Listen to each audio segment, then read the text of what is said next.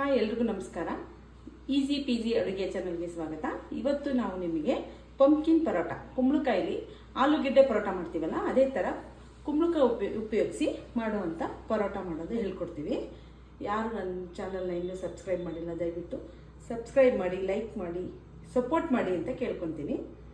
ಕುಂಬಳಕಾಯಿ ಪರೋಟ ಹೇಗೆ ಮಾಡೋದು, ತುಂಬ ಹೆಲ್ದಿಯಾಗಿರೋವಂಥದ್ದು ಇದು. ಇದನ್ನು ಹೇಗೆ ಮಾಡೋದು ಅನ್ನೋದನ್ನ ಹೇಳ್ಕೊಡ್ತೀವಿ ಬನ್ನಿ. ಅದಕ್ಕೆ ಏನೇನು ಸಾಮಗ್ರಿಗಳು ಬೇಕು ನೋಡೋಣ. ಸಿಗುಂಬಳಕಾಯಿ ತೊಗೊಂಡಿದ್ದೀನಿ. ಅದರ ಜೊತೆಗೆ ಏನೇನು ಬೇಕು ಅಂದರೆ ಧನಿಯಾ ಪುಡಿ, ಮೆಣಸಿನ ಪುಡಿ, ಕೊತ್ತಂಬರಿ ಸೊಪ್ಪು, ಜೊತೆಗೆ ಧನಿಯಾ ಪುಡಿ, ಹಸಿಮೆಣಸಿನ ಪುಡಿ, ಉಪ್ಪು. ಪರೋಟ ಅಂದಮೇಲೆ ಗೋಧಿ ಹಿಟ್ಟು ಬೇಕಲ್ವ, ಗೋಧಿ ಹಿಟ್ಟನ್ನ ಕಲಸಿ ಇಟ್ಕೊಂಡಿದ್ದೀನಿ. ನಾವು ತೊಗೊಂಡಿದ್ವಲ್ಲ ಕುಂಬಳಕಾಯಿ, ಅದನ್ನು ಸ್ವಲ್ಪ ದಪ್ಪಕ್ಕೆ ಹೆಚ್ಚಿ ಆಮೇಲೆ ಬೇಯಿಸ್ಕೊಂಡಿದ್ದೀನಿ. ಈಗ ನಾವು ತಗೊಂಡಿರೋಂಥ ಕುಂಬಳಕಾಯಿನ ಸ್ಮ್ಯಾಶರ್ಲಿ ಸ್ಮ್ಯಾಶ್ ಮಾಡ್ಕೊಳ್ಳೋಣ.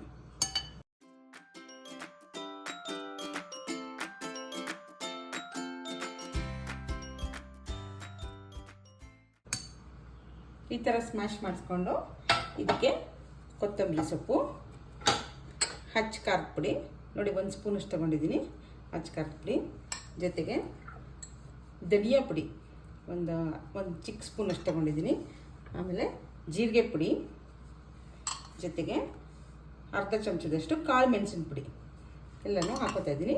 ರುಚಿಗೆ ಉಪ್ಪು, ಪುಡಿ ಉಪ್ಪನ್ನು ಕೂಡ ಹಾಕೋತಾ ಇದ್ದೀನಿ. ಈಗ ಇದನ್ನೆಲ್ಲ ಈವನ್ನಾಗಿ ಕಲಿಸ್ಕೊಳ್ಳಿ.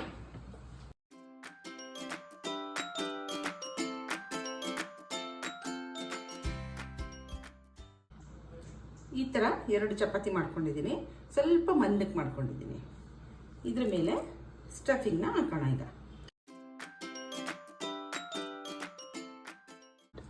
ಈ ಥರ ಸ್ಟಫಿಂಗ್ನ 1 ಚಪಾತಿ ಮೇಲೆ ಹಾಕ್ಕೊಂಡಿದ್ದೀನಿ.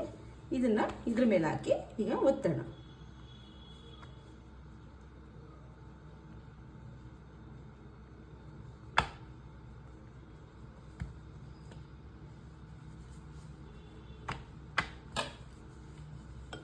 ಸ್ವಲ್ಪ ಮೆತ್ತಿಗೆ ಒತ್ಕೊಳ್ಳಿ.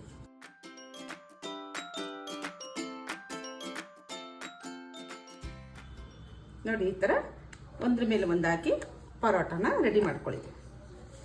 ಹೆಂಚ್ಕಾದಿದೆ, ಅದಕ್ಕೆ ನಾವು ಮಾಡಿರೋಂಥ ಪರೋಟನ ಹಾಕೋಣ. 2 ಬದಿಯಲ್ಲಿ ತುಪ್ಪ ಹಾಕ್ಕೊಂಡು ಚೆನ್ನಾಗಿ ರೋಸ್ಟ್ ಆಗಂಗೆ ಬೇಯಿಸಿ.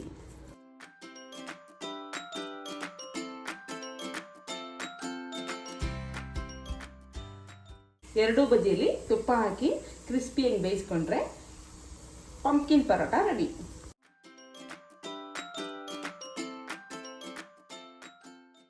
ಮನೇಲಿ ನೀವು ಕೂಡ ಟ್ರೈ ಮಾಡಿ. ನಮ್ಮ ಚಾನೆಲ್ನ ಸಬ್ಸ್ಕ್ರೈಬ್ ಮಾಡಿ, ಲೈಕ್ ಮಾಡಿ, ಶೇರ್ ಮಾಡಿ. Thanks for watching. Thank you.